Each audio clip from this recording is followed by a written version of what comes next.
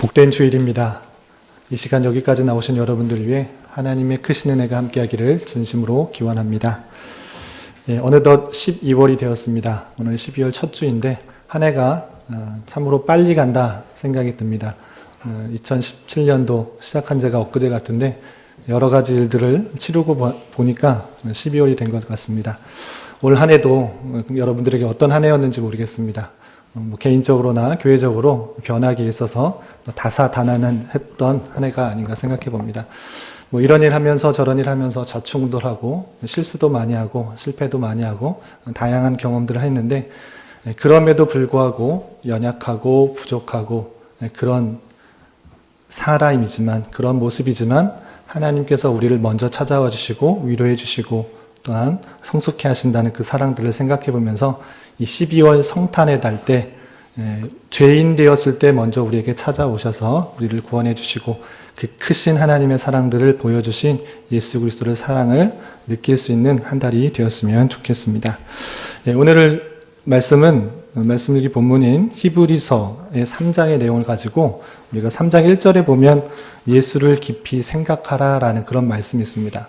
예수를 깊이 생각하라. 이 말의 뜻이 무엇인지를 오늘 3장 본문 안에서 뿐만 아니라 전체에 걸쳐서 살펴보도록 할 터인데 먼저 우리가 히브리서를 읽게 될 때 어떤 자세로 읽어야 되는지 그 계관에 대해서 잠시 살펴보고 또 3장 1절에서 우리가 읽은 것처럼 예수를 깊이 생각하라 라고 했을 때 어떻게 생각하면 좋을 것인가 그리고 오늘날 우리에게 어떻게 적용하면 좋을 것인가를 좀 교훈받는 시간을 갖고자 합니다. 먼저 히브리서에 대해서 간단히 좀 살펴볼 텐데 물론 오후 시간에 오늘 성경 핵심 강론을 통해서 민경호 목사님께서 히브리서의 내용들을 좀 자세하게 소개해 주시겠지만 오후에 못 나오시는 분들을 위해서 간단하게만 좀 생각해 보도록 하겠습니다.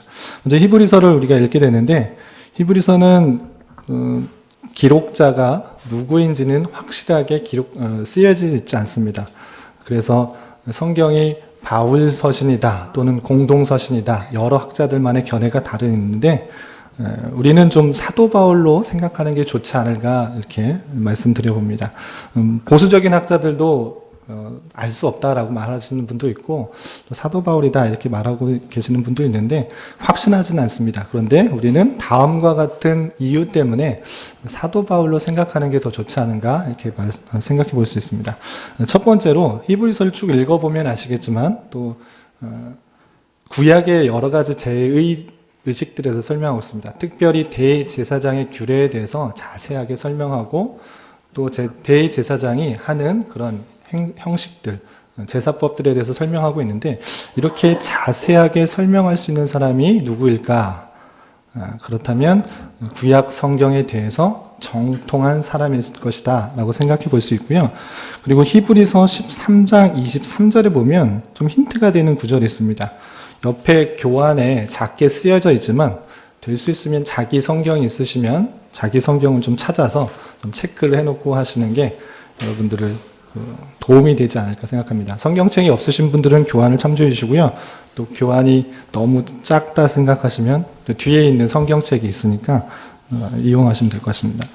히브리서 13장 23절에 보면 힌트가 되는 구절이 있는데요. 이렇게 쓰여져 있습니다. 13장 23절 제가 한번 읽어보겠습니다. 우리 형제 디모데가 놓인 것을 너희가 알라. 이런 표현이 있는데 우리 형제 디모데가 놓인 것을 너희가 알라라는 표현들 우리 형제 디모데를 아주 상당히 가깝게 표현하고 있는 듯한 그런 느낌을 받을 수 있습니다. 우리 형제 디모데와 가까운 사람이지 않을까 생각될 수가 있고요. 그리고 13장 18절 19절에 보면 이런 표현들이 있습니다. 우리를 위하여 기도하라. 우리가 모든 일에 선하게 행하려 함으로 우리에게 선한 양식이 있는 줄을 확실하노라. 내가 더 속히 너에게 돌아가기를 위하여 너희가 기도하기를 더욱 원하노라. 이런 표현들을 볼 때 기도를 바라는 형편, 기도하기를 요청하는 그런 형편을 봤을 때 좀 어려움을 좀 당하고 있는 그런 모습이 있다라고 생각할 수 있는 것입니다. 그래서 구약에도 정통하고 디모데와도 가깝고 또 기도를 바라는 형편들을 갖고 있는 사람이 누구 있을까? 물론 여러 사도들도 예수님의 제자들도 가능성이 있지만 사도 바울에 가깝지 않은가로 많은 사람들이 생각하고요. 또 결정적으로 사본학적으로 봤을 때 파피루스 문서들이 사도 바울 서신과 함께 묶여 있는 것을 볼 수 있습니다. 자세하게는 설명하지는 않겠는데요. P46과 P13의 문서를 보면 이 히브리서가 바울 서신과 함께 묶여 있는 것을 통해서 바울 서신에 가깝지 않은가라고 생각할 수 있습니다. 물론 다르게 말하는 분도 많이 있습니다. 다른 바울 서신들처럼 그 형식이 자신을 밝히지 않고 있다라는 근거를 들어서 반박하고 있는데요. 하지만 그 기록자가 아주 중요한 건 아니고 우리가 이런 사람이 아닐까 생각을 해볼 수 있지 않을까 생각합니다. 그렇다면 이 기록자 또는 사도 바울이 왜 이 히브리서를 썼는가? 상황과 그 목적을 좀 생각해 보도록 하겠습니다. 히브리서를 기록한 이유, 목적을 구체적으로 나는 이렇기 때문에 이렇게 쓴다라고 생각해 쓰여 있는 구절은 없지만 여러 가지 문맥을 읽어봤을 때, 글을 읽어봤을 때, 이러한 상황 가운데 섞겠구나라는 추측할 수 있는 구절이 있습니다. 먼저 제시된 상황들을 보면 5장 11절, 히브리서 5장 11절에 이런 표현이 있습니다. 성경책을 갖고 계신 분들은 찾아보시고요. 없으신 분들은 옆에 있는 교환을 참고하시기 바랍니다.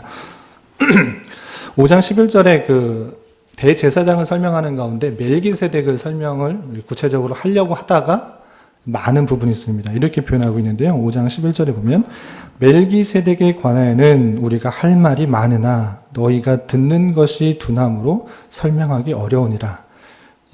예수님의 대제사장에 대해서 설명하려고 하다가 멜기세덱에 대해서 설명할 게 많지만 너희가 듣는 것이 둔함으로 이제 설명하지 않겠다. 설명이 어렵다. 이렇게 마무리하고 넘어가는 표현이 있습니다. 그렇기 때문에 이 수신자, 이 편지를 받는 사람의 상태가 듣는 것이 좀 더 둔한 그런 상황 가운데 있구나라고 생각할 수 있습니다. 그렇기 때문에 복음을 전한 때가 오래 지났지만 듣는 것에 대해서 둔하여서 어떤 것을 좀 어려운 걸 설명할 때는 어려운 그런 둔한 모습들이 있다라고 생각할 수가 있고요.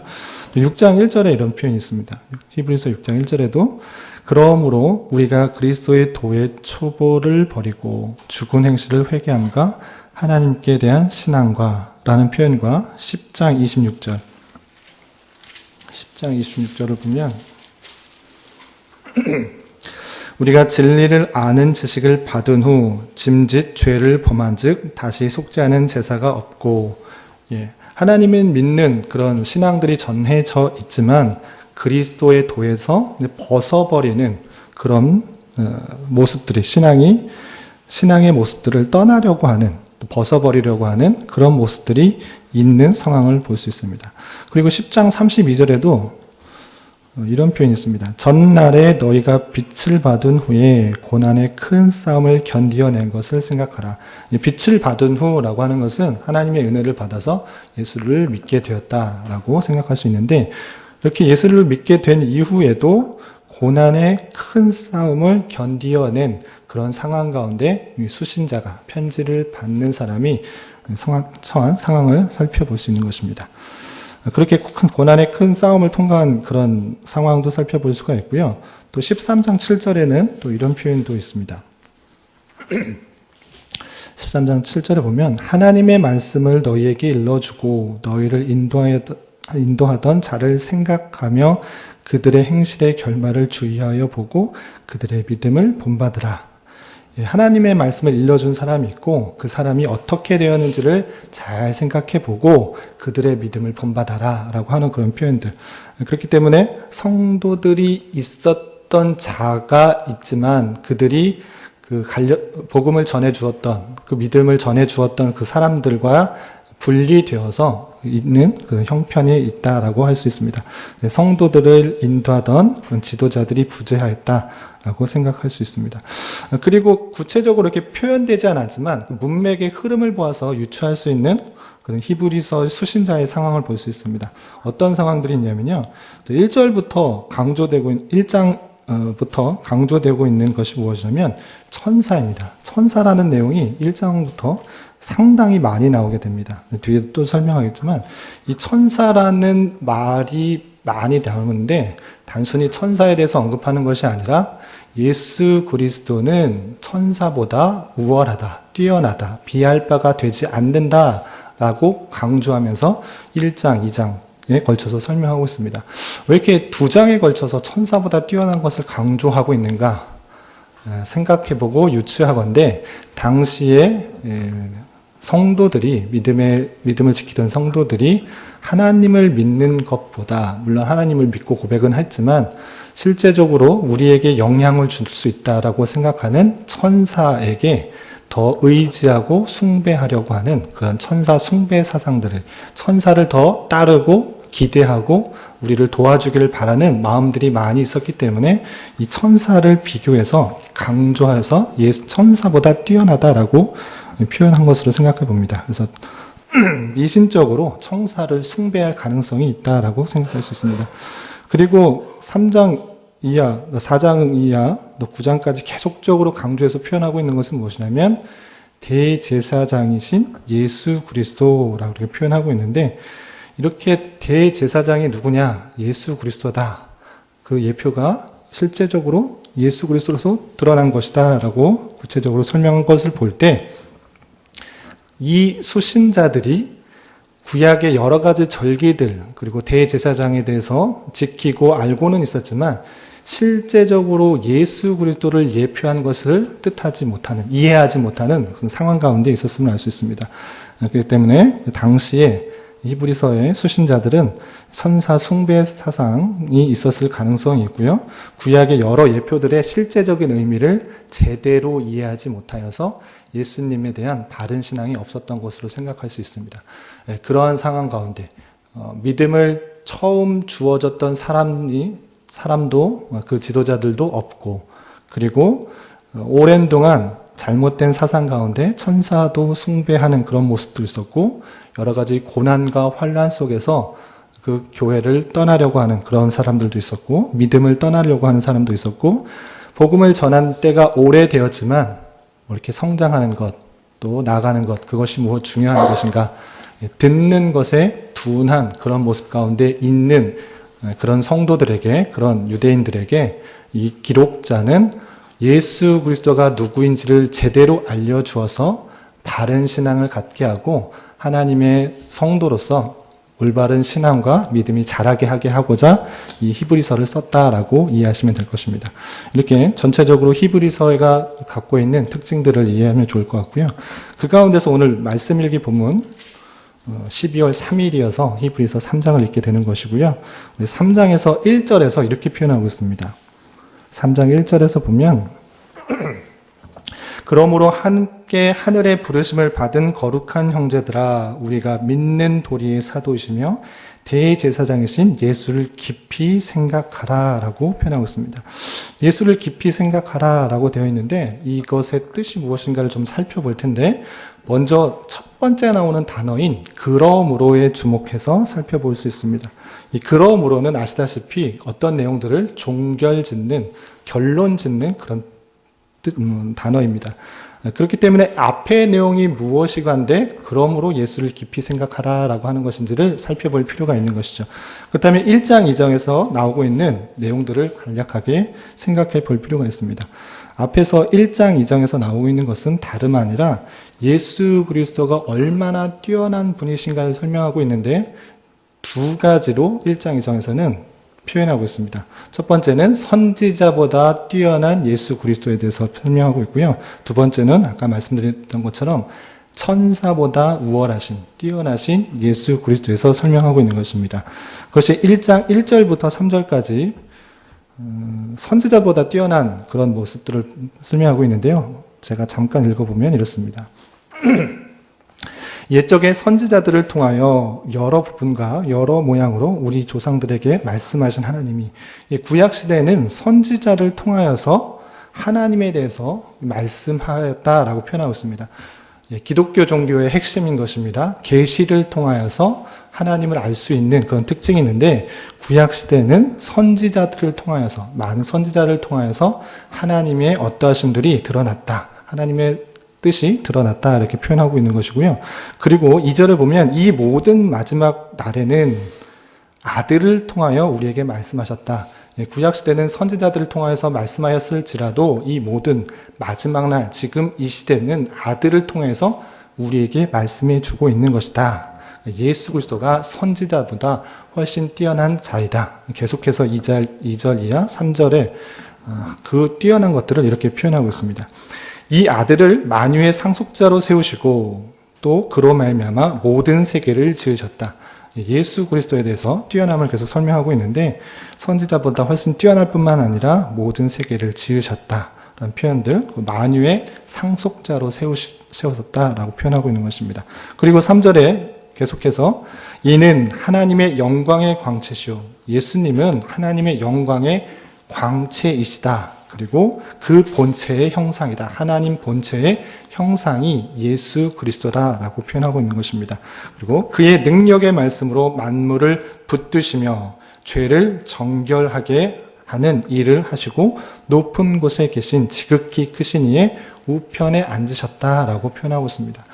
구약시대 그리고 당시 초기 신약시대 성도들도 많은 사람들이 많은 선지자들의 말씀에 귀 기울여 살아가고 있고 붙들며 살아가고 있고 또 구약의 성경들을 붙들며 살아가고 있었습니다. 그렇지만 이 히브리서의 기자는 그것보다 훨씬 뛰어난 분이 예수 그리스도다라고 표현하고 있고, 그가 얼마나 위대하고 우월한지에 대해서 설명하고 있는 것입니다.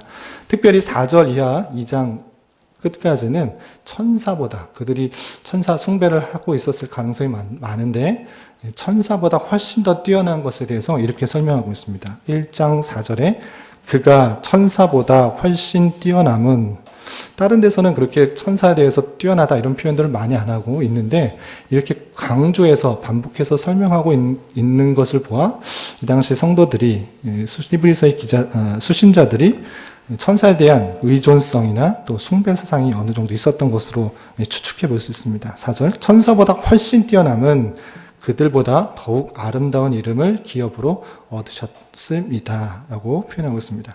계속해서 5절에 보면 하나님께서 어느 때의 천사 중에 누구에게 너는 내 아들이라 오늘 내가 너를 낳았다 하셨으며 또다시 나는 그에게 아버지가 되고 그는 내게 아들이 되리라 하셨느냐.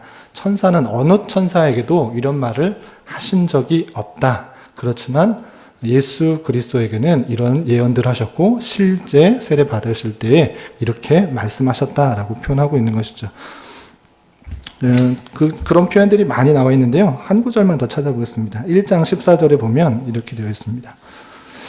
1장 14절 보면 모든 천사들은 섬기는 영으로서 구원받을 상속자들을 위하여 섬기라고 보내심이 아니냐. 천사들은 섬기는 영으로서 있다.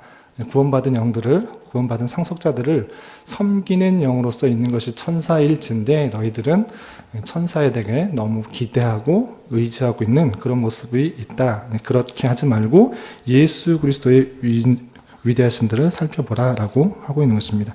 2장에서도 이렇게 천사들을 말하면서 천사보다 훨씬 더 예수 그리스도가 우월함을 표현하고 있습니다. 뿐만 아니라 3장에서는 천사들, 당시 사람들이 천사에 대해서 기대하고 또 숭배했던 그런 것들보다 훨씬 뛰어난 것이 예수 그리스도다라고 표현할 뿐만 아니라 3장에서는 구약시대의 대표적으로 위대한 사람을 꼽으신다면 모세나 다윗을 들 수 있습니다. 그런데 여기서 3장에서는 모세보다 사람들이 구약시대에 가장 뛰어난 지도자 모세라고 할 수 있는데 모세보다 훨씬 더 뛰어나다 라고 이게 표현하고 있는 것입니다. 그것들을 좀 살펴볼 텐데 3장 3절에 이렇게 표현하고 있습니다. 3장 3절에 보면 아까도 읽으셨다시피 그는 모세보다 더욱 영광을 받을 만한 것이 마치 집 지은 자가 그 집보다 더욱 존귀함과 같으니라. 모세에 대해서 당시 사람들 구약시대 가장 뛰어난 지도자라고 했을 때 모세를 언급할 수 있는데 그보다 훨씬 더 뛰어나다, 더욱 영광을 받을 만한 자다라고 표현하고 있는 것입니다. 또 계속해서 3장 5절과 6절에서는 모세와 비교하면서 예수 그리스도께서 얼마나 위대하신가를 표현하고 있습니다. 5절에 보면 또한 모세는 장래에 말할 것을 증언하기 위하여 하나님의 온 집에서 종으로서 신실하였고 그리스도는 하나님의 집을 맡은 아들로서 그와 같이 하셨다. 모세는 종으로서의 모습을 보인 것이고 그리스도는 하나님의 집을 맡은 종으로서가 아니고 맡은 아들로서 그와 같이 하셨다. 그 차이가 있다라고 표현하고 있는 것이죠. 종은 어떤 일들을 맡아서 대신 행하는 그런 정도에 그치지만 아들은 그것을 책임지는 자들로서 있다라고 할 수 있는 것이죠. 이스라엘 백성들을 맡기는 데 있어서 다스리는 데 있어서 종으로서의 역할이라고 하면 모세가 종으로서의 역할이라고 하면 그리스도는 그 집을 맡은 아들로서의 역할을 하였다라고 표현하고 있는 것입니다. 그렇기 때문에 아무리 뛰어난 구약의 그런 모세일지라도 지도자 모세일지라도 그보다 훨씬 뛰어난 분이 예수 그리스도라는 것들을 3장 이하에서 4장 13절까지 모세와 비교하면서 강조하고 있습니다. 뿐만 아니라 거기서 그치는 것이 아니고요. 예수 그리스도가 어떠한지 계속적으로 그 우월하심, 그 뛰어남을 강조하고 있는데 4장 14절 이하 10장 18절까지 대제사장을 계속 언급하면서 그것보다 우월하시고 확실하시고 뛰어나시다라는 것들을 표현하고 있습니다. 몇 구절만 살펴볼 텐데요. 4장 14절 전반절에는 이런 표현이 있습니다. 4장 14절 보면 그러므로 우리에게 큰 대제사장이 계시니 승천하시니 곧 하나님의 아들 예수시라. 우리에게 큰 대제사장이 계시다라고 표현하고 있습니다. 대제사장이 계속적으로 이어왔을진데 그것보다 큰 대제사장이 있는데 그것은 다름 아니라 승천하신 하나님의 아들 예수시다. 대제사장보다 훨씬 큰 분이 예수다라고 표현하고 있는 것이죠. 그리고 15절에도 이렇게 표현하고 있습니다. 우리에게 있는 대제사장, 눈에 보이는 그런 현실적으로 그 계보를 이어오는 대제사장은 우리에게 있는 대제사장, 예수 그리스도의 그 큰 대제사장은 우리의 연약함을 동정하지 못하실 이가 아니오. 모든 일에 우리와 똑같이 시험을 받으시니로되 죄는 없으시다. 이 큰 대제사장은 우리의 연약함을 동정하시는 그런 이시고 죄는 없으시다라고 강조해서 표현하고 있습니다. 그리고 5장 10절에서도 하나님께 멜기세덱의 반차를 따른 대제사장이라 칭하심을 받으셨다. 하나님께 그 족보가 어떻게 되느냐 했을 때는 멜기세덱의 반차를 따른 대제사장이다라고 표현하면서 그런 혈육적인 것을 뛰어나서 하나님께 명령을 받은 하나님께 칭함을 받은 그런 대제사장으로서의 모습들을 보여주고 있습니다.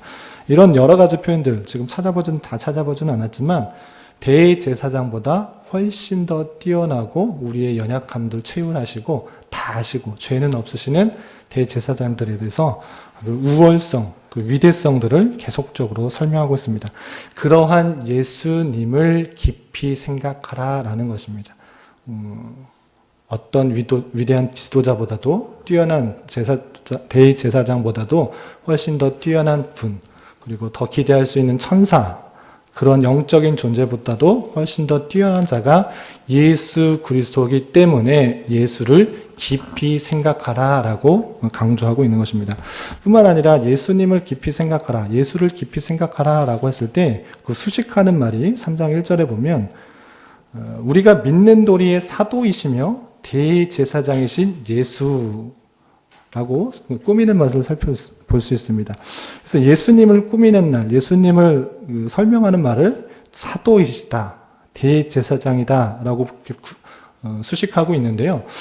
이런 표현은 성경을 많이 보신 분은 아시겠지만 독특한 표현이라고 할 수 있습니다. 히브리서에서만 나타난 독특한 표현인데 어느 성경에서도 예수님은 사도다, 예수님은 대제사장이다 라고 표현한 다른 성경은 없습니다. 오직 히브리서에서만 예수님이 사도다, 예수님이 대제사장이다 라고 표현하고 그의 사역을 설명하고 있는데요. 왜 이렇게 예수님은 사도다, 예수님은 대제사장이다 라고 수식하고 설명하고 있을까? 그 뜻을 이해할 필요가 있습니다.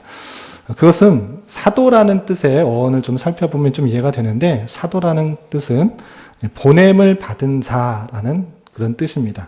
그렇기 때문에 예수님이 사도다, 우리가 믿는 도리의 사도다라고 했을 때는 모세의 역할을 비교하는 가운데 예수님께서는 하나님께 보냄을 받은 자이다, 보냄을 받은 대사이다, 하나님의 말씀을 확실하게 인쳐줄 뿐만 아니라, 가르쳐줄 뿐만 아니라 하나님의 보내시기로 한 메시아, 구세주의 모습을 갖고 있는 사람이다, 분이다 라고 하는 것입니다. 그래서 예수님께서 우리 믿는 도리의 사도다라고 했을 때는 하나님의 말씀을 전해주는 그런 사람일 뿐만 아니라 하나님의 보내심 받은 구세주의 역할을 강조하기 위해서 표현한 것으로 이해하면 될 것입니다. 그리고 꾸미는 말 중에 대제사장이다 라고 표현하고 있는데, 4장 이하 계속적으로 잘 설명하고 있지만 예수님께서 단순히 이 땅에 오셔서 하나님의 말씀을 선포하시고 돌아가셔서 끝난 것이 아니라 그 돌아가셔서 이루신 사건은 대제사장으로서의 역할들을 감당하신 것이다. 희생 제사를 통해 죄의 사함을 얻게 해 주신 것이다 라는 것들을 알려주기 위해서 예수님은 대제사장이다 라고 표현하고 있는 것입니다. 간단하게 3장에 처음으로 이제 대제사장이다 예수님을 이렇게 표현하고 있는데, 앞으로 내일부터 4장부터 읽게 되는 그런 내용을 통해서 왜 예수님께서 대제사장인지를 구체적으로 다 알 수 있을 것입니다.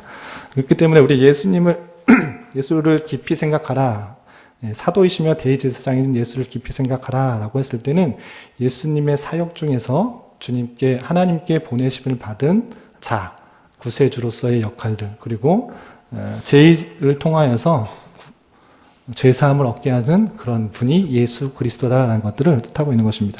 그런 예수를 깊이 생각하라라고 표현하고 있는 것입니다.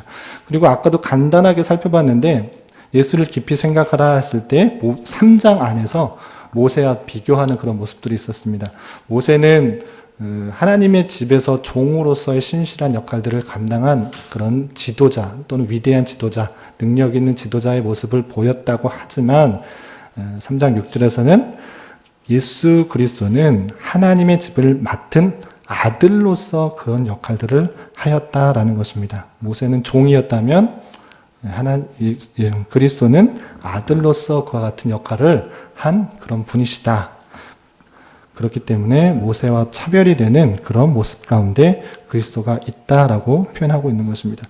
그러한 예수를 깊이 생각하라라고 첫 번째는 강조하고 있는 그런 오늘 말씀을 볼 수 있습니다.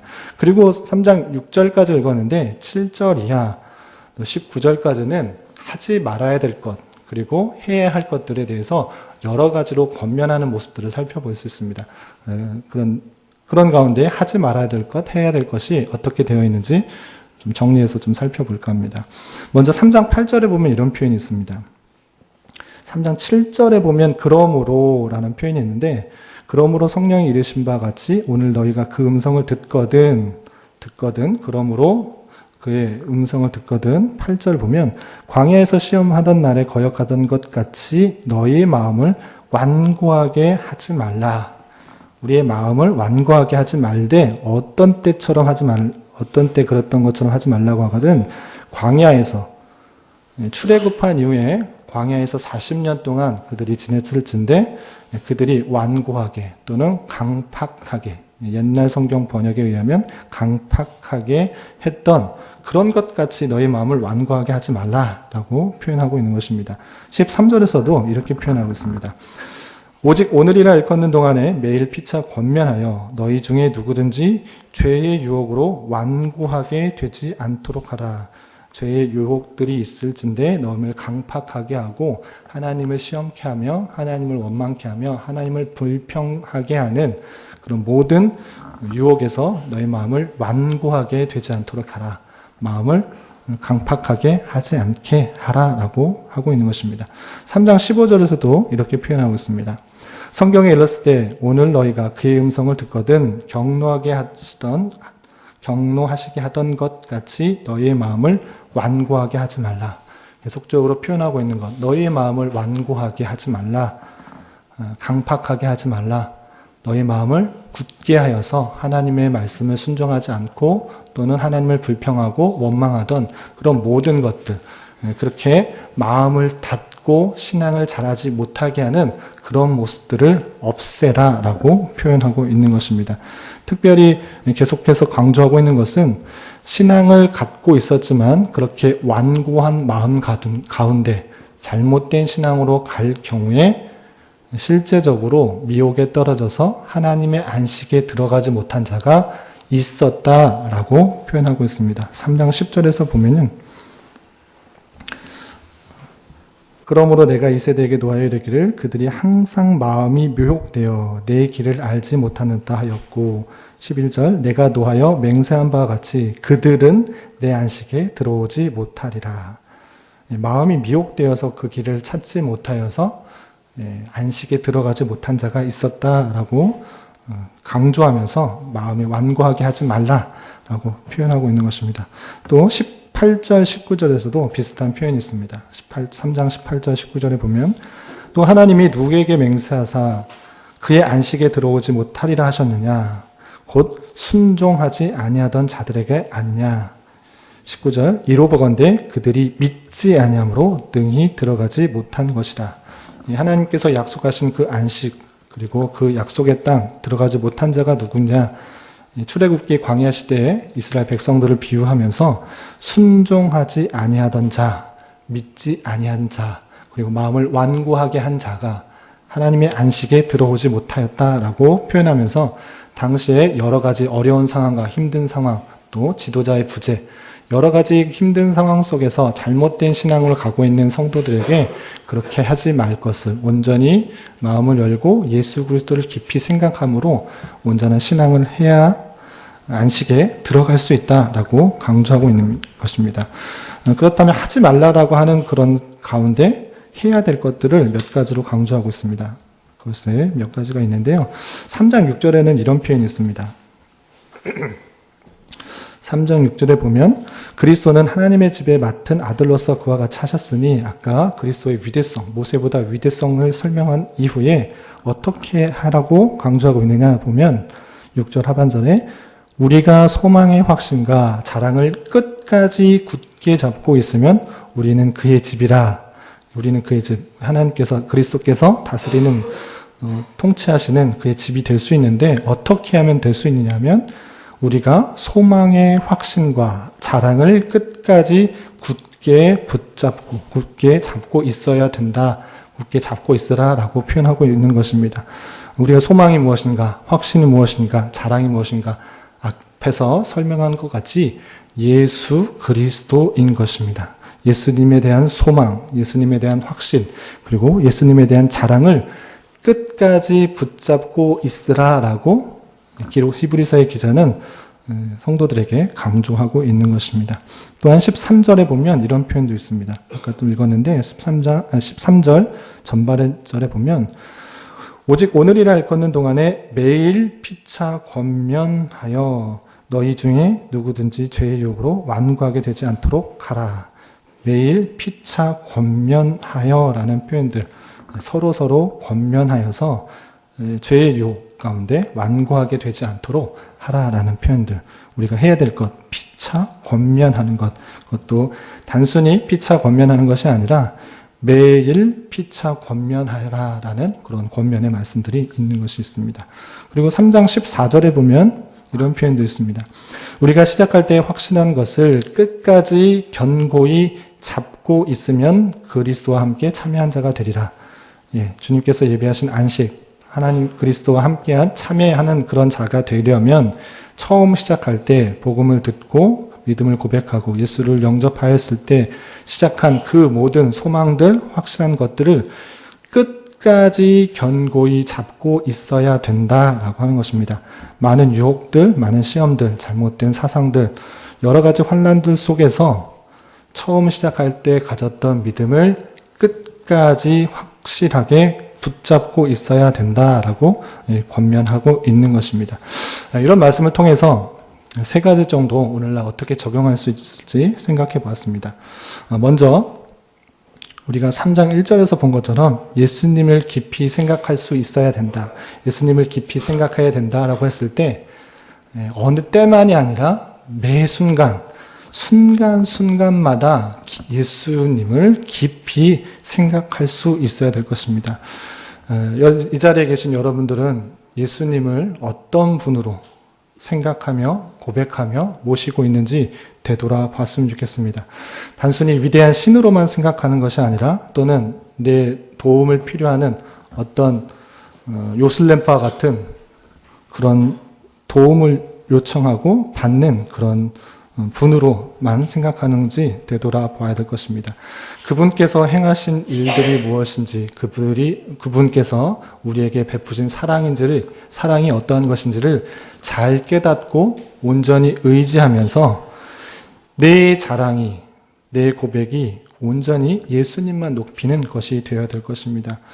우리 교회가 내 자랑과 우리 교회의 자랑이 어떤 다른 것이 아니라 내 업적과 어떤 일들을 행했다, 또는 어떤 것을 가졌다, 어떤 체제가 있다, 시스템이 있다, 어떤 것을 자랑할 것이 아니라 오직 내 자랑이 예수 그리스도와 예수 그리스도를 닮은 성품으로 드러나야 될 것입니다. 우리가 많은 지위를 얻고 많은 부를 얻고 또 많은 인기를 얻고 사랑을 받을 수 있습니다.